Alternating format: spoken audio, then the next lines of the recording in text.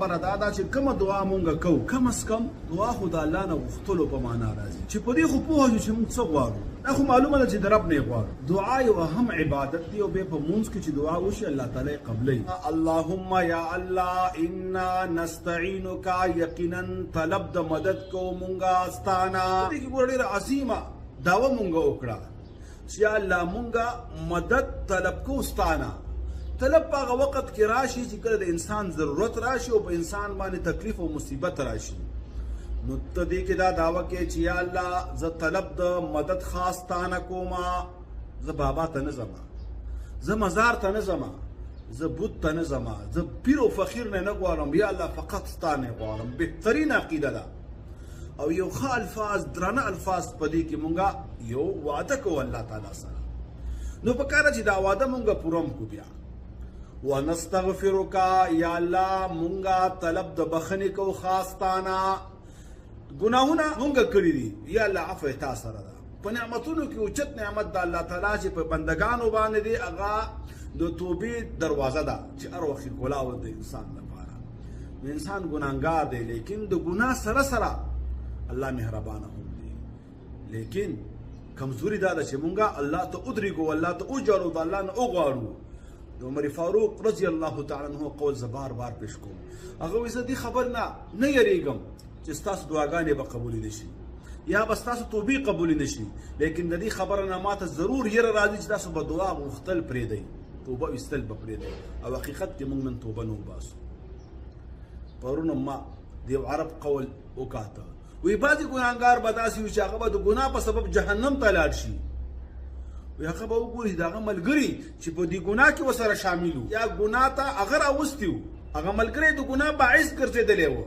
هغه د لاس ته نیولې وو ګناه ته یې بوتلی وو هغه به موجود نه وي هلته تپوس به وکړي ورته به وویلی شي چې ستا د مرګ نه پس هغه توبه ویستې ده څومره بدبختي ده ونؤمن بک مونږ ایمان لرو په تا باندې یا الله زمونږ ایمان په الله تعالی دی ایمان په معنا دی یقینا پتا دی یا الله بخنم تکې او گناهونم تماف کې او مددم زمونږه تکې ونؤمنو مونږه ایمان لرو بک پتا باندې یا الله ونتوکل علیک مونږ ځان سپارو پتا باندې توکل او بروسه کو اعتماد کو یا الله پتا باندې چې څومره پریشانې راځي څومره مصیبتونه راځي په هر قدم باندې یا الله تا ته محتاج یو او پتا باندې ځان سپارو پتا باندې الله توکل کو پتا باندې اعتماد کو هر کار چې شروع کو یا الله ستا په توکل شروع کو پتا باندې اعتماد دې مونږ ځکه شروع کو یا الله په دې ټول امورو کې کاغه دینی کارونه دي او کاغه د دنیا کارونه دي یا الله تر سره مدد وکي ځکه مونږه اعتماد پتا دې مونږ ځان سپارلې پتا دې مونږ توکل پتا کړې دې ونتوکل علیک یا الله مونږ بروسه کو پتا باندې توکل کو پتا باندې ځان سپارو پتا باندې اعتماد هم پتا باندې دی ونسنی یا الله بیان کو خیرات د خیسته صفاتونو د کامل صفاتونو ونثنی صفاتونه بیانو تا ته د خیر یا الله چې کوم صفاتونه دي هغه مونږه تا ته بیانو د کی واجبہ مقصد دی مونږه دا نه وایو چې بابا بچي ورګي بابا میخي ورګي میلی سے بیماران او لیونی خکې داتا رزق دینے والا معنی دا رزق داتا ورکی نانا گنج بخش خزانی بخی چې بیمار شم هو یشفین یا الله ته شفا راکې و اذا مرضت فهو یشفین دعاګانې یا الله مونږ ته نه غواړو مونږ د مخلوق صفاتونه نه بیانو مونږ یا الله ستا صفاتونه بیانو په زړه کې ستا صفاتو ته ځای ورکو دې کې عجیبه خبره ده چې کله یو بنده د چا صفت بیانوي نو په زړه کې ورسره محبت پیدا کیږي او محبت مضبوطیږي اذا تکرر چې کله یو سړی بار بار د چا صفات مکرر بیانوي نو اعتماد به پیدا کیږي زړه کې ځای پیدا کیږي مینه پیدا کیږي یا الله موږ ستا صفات بیانو چې ستا مینه زمونږ په زړه کې پیدا شي زمونږ اعتماد پتا باندې پیدا شي او یا الله دا توفیق هم ته موږ ته راکړي ونثني علیک صفاتونه بیانو ستا الخیر د خیر ونشکرک او یا الله شکر ادا کو ستا د هر نعمت شکر ادا کو یا الله توفیق هم ته راکړي صحیح حدیث کې راځي نبی مهربان صلی الله علیه وسلم فرمایي اسلام د دوه شیانو نوم دی نیم پکې شکر دی، نیم پکې صبر دی، بعضی مصائب دي، بعضی نعمتونه دي. یو بل حدیث کې د تذکرہ راغلی دا، نبی علیہ السلام فرمایي د مؤمن مسلمان حال ډیر عجیبه دی. که نعمت ورته میلاو شو، خوشحالي ورته میلاو شو، بچي ورته میلاو شو، کور او ګاډي سورلي وغیرہ، که کم نعمت هم د الله میلاو شو او د شکر ادا که فله اجر، نعمت هم دی او ثواب هم دی، څومره بهتري. او که مصیبت ورته ورسېده، تکلیف ورته ورسېده، پریشانی ورته ورسېده، تاوان یې وکړه، مال یې ضایع شو، اور ولګېده، سیلاب پرې راغی، غلطې نه څه یوړل او صبر یې وکړه، فله اجر، بیا هم ورته اجر دی. مسلمان ته پکار دی چې په هر حالت کې توجه الله ته وکړي. موږ ته پکار دی چې په هر نعمت د الله تعالی شکر ادا کړو. چې څومره نعمتونه دي، په دې شکر ادا کولو کې دوه غټې فایدې دي. د موجوده نعمتونو محافظه هغه شکر دی. د نش نعمتونو چې نشته او زما او ستا ورته ضرورت دی او ارمان هم دی، هغې دپاره جالب شکر دی.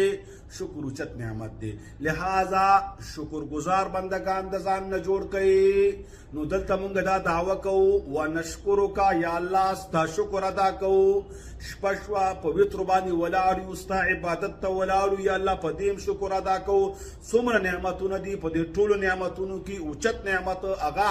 دینی نعمتونه دي چې انسان ته د عبادت توفیق میلاو شي. په دې پرفتن دور کې، مادي دور کې چې هر څوک دنیا پسې ټوپونه وهي، دنیا باندې حملې کوي او دنیا راټولوي، حلال او حرام نه ګوري، بس محلونه دي، کاروبارونه دي، پلازي دي، هر څوک په یو مهنت کې شروع دی، په یو فکر کې دی، په یو دوړ کې دی، بس د دنیا جمع کوله، د دنیا حاصلوله، که حلال وي که حرام وي، که پاک وي که ناپاک وي، د آخرت هیره. لیکن په دې کې زه تا ته ودرېدم، تا توفیق راکه، د حلال رزق د ګټلو توفیق دې راکه، د حلال رزق دپاره بار لاړم، مزدورۍ ته لاړم، دندې وظیفې ته لاړم، خپل دکاندارۍ ته لاړم، او یا الله پاک رزق مې وګاټه، تا راکه، په دې شکر ادا کوم. خپل بچي مې موجود دي، یا الله په دې شکر ادا کوم، روغ رمټ په دې شکر ادا کوم. ټول نعمتونه ځان ته مخې ته کا وایه چې ونشکرک، یا الله په دې ټولو نعمتونو باندې زه خاص تا ته شکر ادا کوم. نو بیا چې کوم نعمتونه موجود دي، د دې حفاظت به رب العالمین کوي. چې کوم نشته،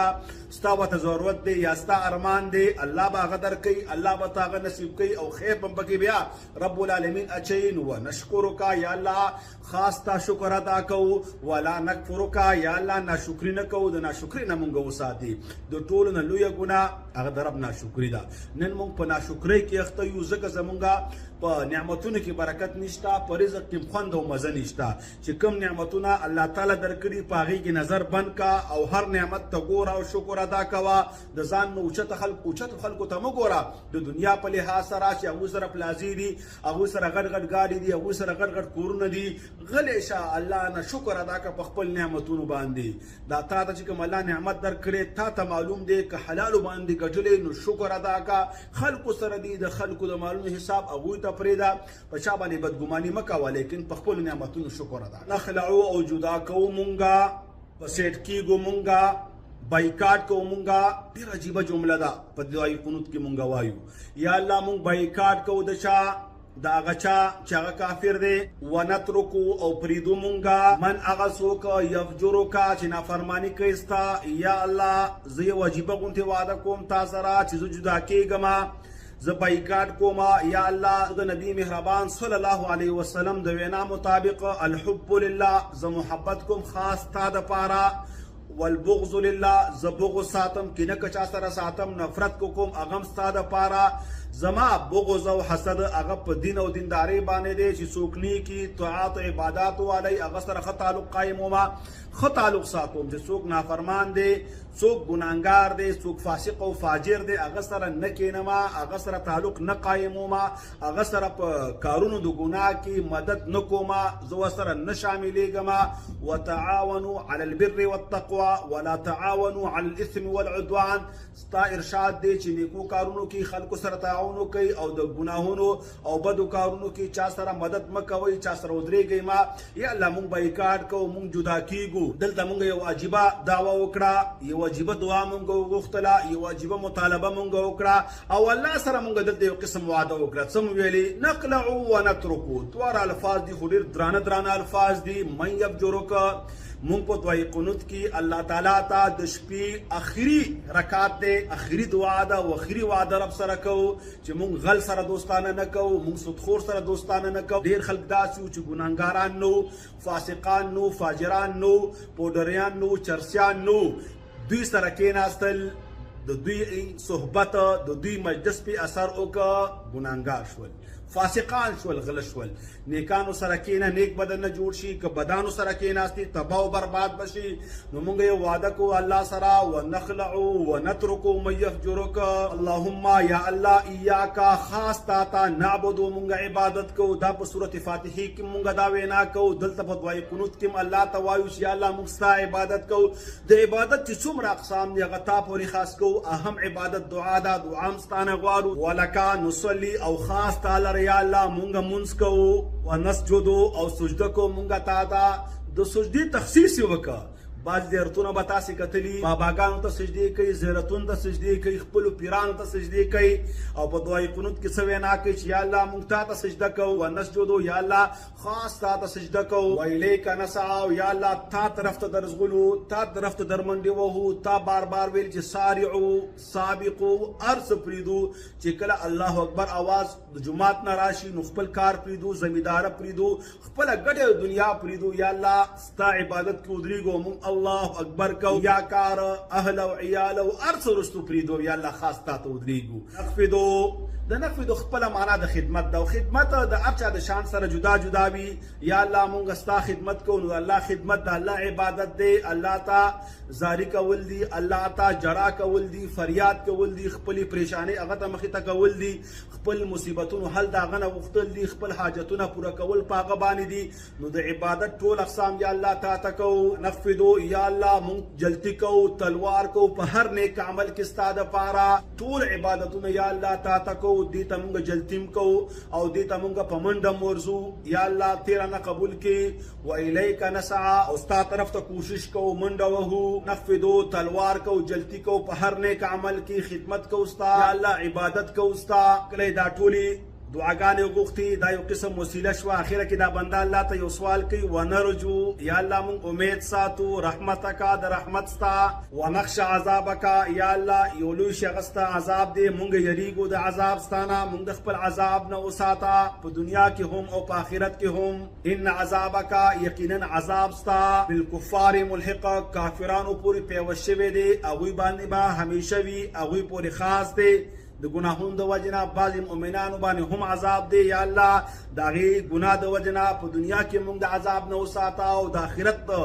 د ورځې چې هغه لوی عذاب دی د هغې نه موږ وساته او د جهنم نه موږ ته پناه راکړه ډېره بهترینه دعا ده انشاءالله څه نورې دعاګانې هم دي چې هغه موږ په وترو کې لولو هغې به معنا کوو د دې نه علاوه څومره عربي دعاګانې دي هغه ته په وترو کې لوستی شي او د الله نه یې غوښتی شي لیکن اهم شی دا چې په معنا باندې